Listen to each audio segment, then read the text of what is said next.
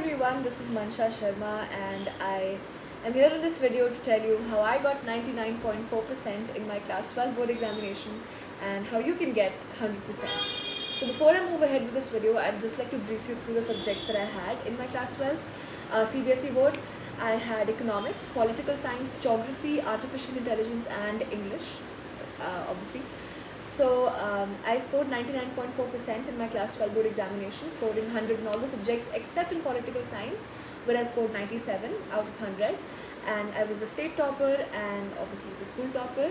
Anyways, so before I again start with the 3 broad tips that I'll be talking about in the video, I'll just like to tell you all that I was not a nerd and I was not somebody who was seriously and all like entirely dedicated to studies and to just studying. I was the head girl of my school, participated in debates, speeches, declamations, debates, and hosted many events, organized many events. So I would just like to kind of break down your assumption that a topper needs to necessarily be somebody who is devoted to just studying. So yeah, let's move ahead with the 3 basic tips that I'll be talking to you about. And if this video works out, I'll probably post videos specific to the subjects and I'll probably elaborate more. But this is just going to be a very quick 3-tip video that can help you out to kind of streamline your studies and study strategies. So the very first tip that I'm going to talk about, very straightforwardly, is going to be know what you are studying. So what do I mean with this is that what I used to do is, I discovered this technique through UPSC channel, is that whenever you're studying a topic, suppose we're studying chapter number 1 of economics, that was circular flow of income, what I'll do is I'll go to the PYQs of that chapter. And how do you do that? Very importantly, how do you do that? So for me, I used to get these books, reference books, from All-in-One, or for economics specifically, I got Educards, or one short book that had all the PYQs. These reference books are not to be used as a secondary source for studying, but for just questions and PYQ mainly. So remember your source here, the book that I'm talking about. These books are not to be used for studying or as a studying material. These are to be specifically used just for following the questions and PYQs and all the potential questions that can probably come from that chapter on the topic. So what you need to do firstly is that you need to go to that book or go online and search the PYQs, and you can probably find that out, and very easily just go to YouTube, search the chapter's name, and there will be several videos just talking about the PYQs, and you just have to analyze through it. And this is going to be a little time taking, because if you do this, I promise you, your entire journey will be so much easier. If you do this in the starting itself, I did it at the very end, so it was a little difficult for me to go through it. But if you do it from the very starting and before you start studying any subject, any topic, you kind of go through all the PYQs of that chapter.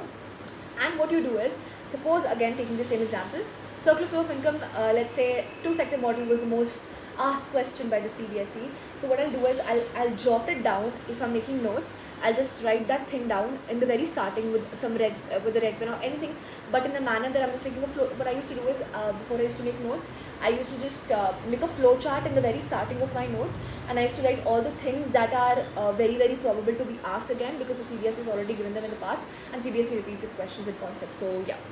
And so what you have to do is, this method will help you to know what is important to be studied and what is not to be studied with that much of focus. So you will study those things which have already come with much more laser focus, and that will help you to understand those concepts better and you to know what is important and what is not. So this is a very important tip that can really help you out.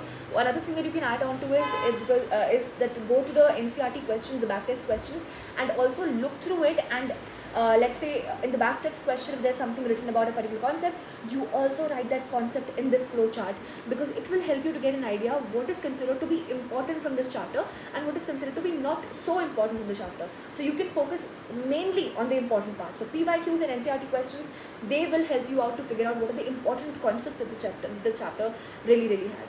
So moving on to the second tip that we have. The second tip is basically regarding your exam practice.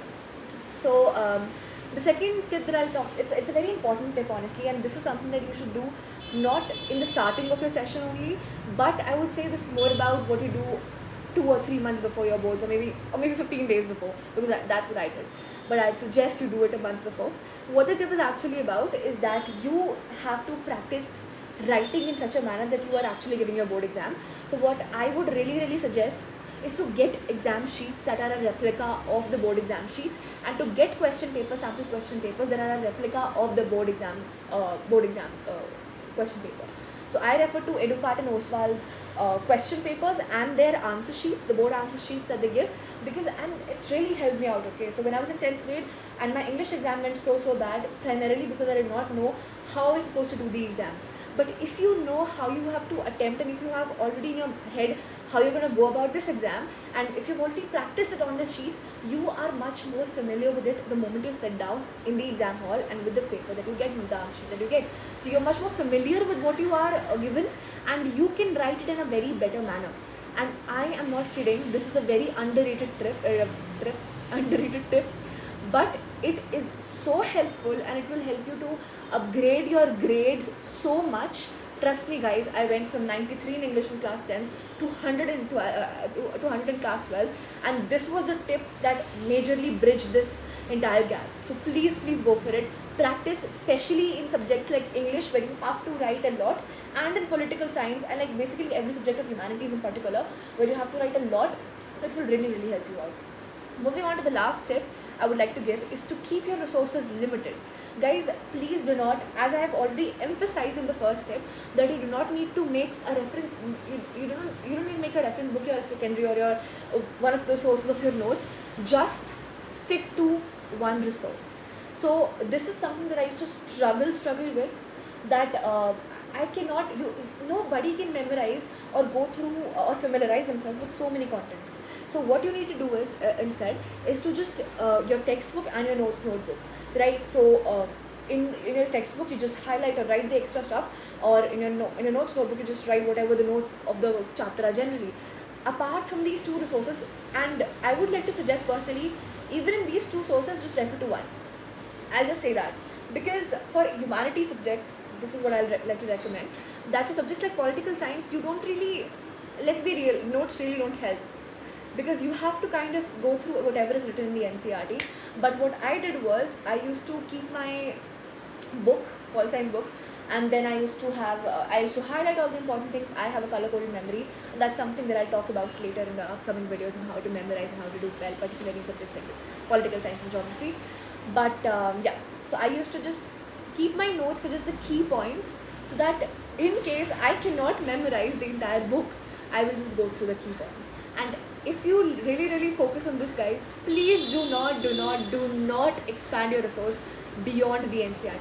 See, in the case of subjects like economics, where you can't really refer to the NCERT, don't refer to the NCERT at all in economics. You need to get reference books. For me, I used Sandeep Garg. You can use whatever you like, but I would recommend Sandeep Garg. So yeah, so just keep your resource limited and try to make it as limited to NCERT as possible. You can possibly add notes from outside, very well, do that, but please keep that one source intact and that one source as your focus, and don't expand it and don't go beyond it. And if you follow these 3 tips, I promise you it will really help you out. And these were like the 3 things that I could think about overall. And if this video kind of works out and if it helps you out, I'll probably help you out with the subjects in particular. And yeah, that's it, and I hope this video kind of helped you out. And if you have any doubts or anything, if you have any suggestions of whatever you want to ask me, please be open and please be free to ask me in the comment sections down below. This is going to be my first video, so let's see how it works. So yeah, till then, bye bye and take care. Relax, it's just class 12 boards. Chill. Bye bye.